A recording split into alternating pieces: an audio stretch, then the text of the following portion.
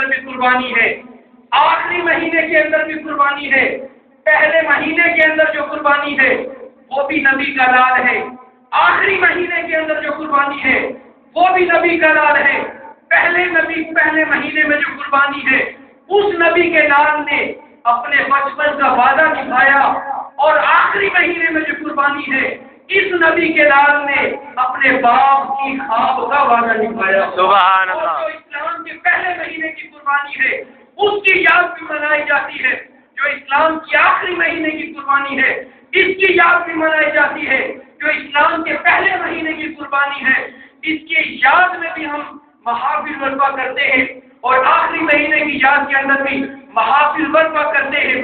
جو پہلے مہینے کی قربانی ہے یہ کون ہے؟ اسماعیل ہے، ابراہیم کے بیٹے ہیں، کعبہ کو اور کعبۃ اللہ کی عمارت کو تعمیر کرنے والے ہیں، کعبۃ اللہ کو بنانے والے ہیں، اور پہلے مہینے کے اندر جو قربانی کی جاتی ہے وہ کون ہے؟ نبی کا لال ہے، دین کو بچانے والا وہ ہے۔ سبحان اللہ۔ تو برادران اسلام کی ابتدا کے مہینے کے اندر بھی قربانی ہے، آخری مہینے کے اندر بھی قربانی ہے۔ پتہ چل جائے کہ اسلامک مہینوں کا اور اسلامک جو ایام اور جو ڈیز کا ڈے بائی ڈے جو دن گزرتے ہیں ان کی جو مہینوں کا تاریخوں کا یہ تصور ہے، اس میں شروع کے مہینے میں بھی قربانی ہے، آخرت کے مہینے میں بھی قربانی ہے۔ تو فرمایا کہ اسلام کے نام لیوا جب اپنے مالک حقیقی اور محبوب حقیقی کی محبت میں سرشار ہو جائیں گے تو اپنے مال کو بھی قربان کریں گے، اپنی جگہ کو بھی قربان۔ سبحان اللہ۔ ہر طرح کی قربانی جو ہے وہ اس محبت کے اندر اسلام کے نام لیوا جو ہے وہ ادا کریں گی۔ اس لیے رب کائنات نے ارشاد فرمایا انا اعطیناک الکوثر، اے محبوب ہم نے آپ کو خیر کثیر عطا فرمایا، فصل لربک وانحر، اور اس لیے محبوب آپ نماز بھی پڑھیے اور قربانی بھی کیجیے۔ اس نماز سے مراد بعض علماء و مفسرین نے تفسیر کا علم، انہوں نے پانچوں نمازوں کو مراد لیا ہے، کسی انداز میں، مگر جمہور علماء و مفسرین جس طرف گئے ہیں، میں تمام کے حوالہ جات اور ان کے نام اور ان کی وہ بکس کے نام جو ہیں وہ میں کوٹ کرنے کے لیے میرے پاس وقت نہیں ہے۔ برادر اسلام کثیر علماء نے جو اس سے مراد لیا ہے وہ یہ مراد لیا ہے کہ فصل لربک وانحر، یعنی فصل صلاۃ العید وانحر، یعنی اس سے مراد یہ ہے کہ نماز عید کو ادا کرو، اور نماز عید کو ادا کر دینے کے بعد اپنے اپنے گھروں میں جا کر اللہ کے راستے میں قربانی کرو۔ سبحان اللہ۔ یہ اس کا جو ہے یہ اتھینٹک بات ہے، یہ بہترین قسم کا یہ اس کا نقطہ نظر ہے۔ تو برادر اسلام کے نام لیوا آج کے دن کے اندر 10ویں ذی الحج کے اندر مالک کائنات کی جناب میں کوئی عمل اتنا معتبر اور پسندیدہ نہیں ہے کہ جتنا عمل یہ قربانیوں کا اللہ کی جناب میں پسندیدہ ہے۔ برادر اسلام کریم آقا صلی اللہ علیہ وسلم نے ارشاد فرمایا، ترمذی شریف، ابن ماجہ، مشکات شریف کی روایت ہے، فرمایا کہ اللہ کو آج کے دن یوم ذی الحج جو ہے اس کے دن قربانی کے علاوہ کوئی عمل اور خون بہانے کے علاوہ اس کی جناب میں کوئی عمل بھی زیادہ پسند نہیں ہے۔ صحابہ کرام عرض کرنے لگے ما هذه الذی یا رسول اللہ صلی اللہ علیہ وسلم، اے پیارے مدنی کریم صلی اللہ علیہ وسلم، یہ قربانیاں کیا ہیں؟ یہ آپ قربانیوں کی اتنی فضیلت بیان کرتے ہیں، یہ قربانیاں کیا ہیں؟ فرمایا سنت ابیکم ابراہیم، یہ تمہارے باپ ابراہیم کی سنت ہے۔ فرمایا وما لنا یا رسول اللہ صلی اللہ علیہ وسلم، اے پیارے مدنی کریم ہمارے لیے ان قربانیوں کے اندر اللہ نے کیا اجر رکھا ہے؟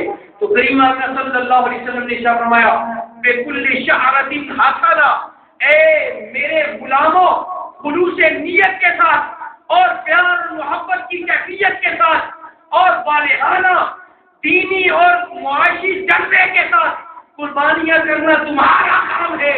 ہر بال کے بدلے اجر اور نیکی عطا کرنا میرے اللہ کا کام ہے۔ سبحان اللہ۔ ہر بال کے بدلے نیکی ہے۔ صحابہ کرام بھی تو ایمان پہ نیکیوں پہ بڑے حریص ہوا کرتے تھے نا۔ فرمایا یا رسول اللہ صلی اللہ علیہ وسلم بال تو اس طرح کہا جاتا ہے کہ ہم عمومی طور پہ جب بال کا لفظ استعمال کرتے ہیں تو وہ سر کے بال مراد ہوتے ہیں یا داڑھی کے بال مراد ہوتے ہیں، اس میں ہماری یہ جو کھال اور بدن کے بال یہ مراد نہیں ہوتے۔ تو صحابہ کرام عرض کرنے لگے یا رسول اللہ صلی اللہ علیہ وسلم اگر بال تو ہیں تو بال کہیں سر کے بال نہ ہو یا ان کے پاؤں کے بال نہ ہو، یہ جو جانور کی کھال ہے اس کا کیا حکم ہے؟ تو کریم اکرم صلی اللہ علیہ وسلم نے ارشاد فرمایا ہاں گھبراؤ نہیں، اللہ کی جناب میں کوئی کمی نہیں ہے، بلکہ جانور کی جسم کے جملہ بال ہیں جو جتنے انسان کے اور جانور کے جسم پر ہیں، اللہ تعالیٰ ہر بال کے بدلے میں دیکھیے گا۔ سبحان اللہ۔ تو خلوص نیت کے ساتھ، پیار اور محبت کے ساتھ اللہ کی جناب میں اللہ کی بندگی ادا کرتے ہوئے جو ہے ہمیں قربانیاں کرنی چاہیے۔ گوشت کی نیت نہیں ہونی چاہیے، اللہ تک گوشت نہیں جائے گا، اللہ نے گوشت نہیں لینا، نہ ہی خون پوچھنا ہے۔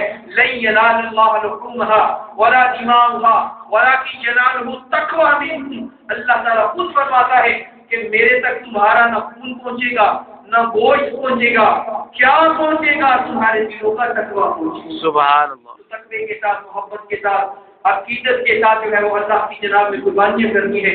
تو فائدہ کیا ملے گا؟ قربانیاں دنیا میں تو نیکی مل جائے گی، یا اللہ آخرت میں کیا فائدہ ہے؟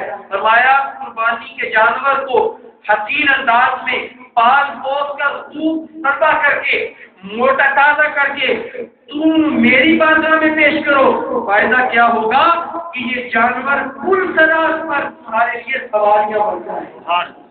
جس کا دل چاہے کہ میرا جانور ذرا خوب موٹا تازہ ہو، دوڑ کے پرسرات سے پار نکل جائے، اس کو چاہیے کہ اچھے انداز میں، خوبصورت انداز میں قربانی کو ادا کرے۔ ما هذه الاضاحی کی قربانیاں کیا ہے؟ سنت و ابیکم ابراہیم، یہ تمہارے باپ ابراہیم کی سنت ہے۔ برادران اسلام اس قربانی کو ادا کیا جاتا ہے خلوص کے ساتھ، اچھے انداز سے، اور اس کو رشتہ داروں کے اندر، دوست احباب کے اندر ہم تقسیم کرتے ہیں، غربا کا حصہ اس میں سے نکالتے ہیں۔ برادران اسلام آج کا دن جو ہے وہ ہم غریبوں کی غربت جو ہے ان کی جو ایام ہیں ان کے احوال میں ہم شریک ہوتے ہیں، ہر لحاظ سے ان کو مطلب ہے کہ اپنی خوشیوں میں شریک کرتے ہیں۔ تو برادران اسلام خداوند لم یزل کی جناب میں عاجزانہ دعا ہے کہ وہ ہماری جملہ عبادات کو، ہماری قربانیوں کو اپنی بارگاہ میں شرف قبولیت عطا فرمائے۔ اور برادران اسلام ہم 9 ذی الحج سے لے کر 13 ذی الحج کی اثر تک تکبیرات تشریق پڑھتے ہیں۔ اس کے علاوہ نماز کے علاوہ بھی تکبیرات تشریق کا کثرت سے ورد کرنا چاہیے۔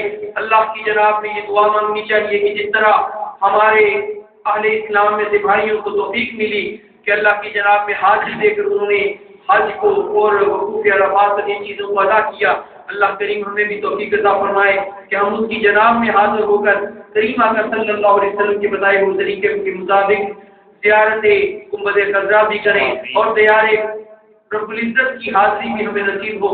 خداوند لم یزل ہم سب کی اس عاجزانہ التجاؤ کو، ہماری اس آج کی حاضری کو، ہمارے جملہ دین کو بخیر و عافیت اور سنت مصطفیٰ کی تکمیل میں گزارنے کی توفیق عطا فرمائے۔ وما علینا الا البلاغ المبین۔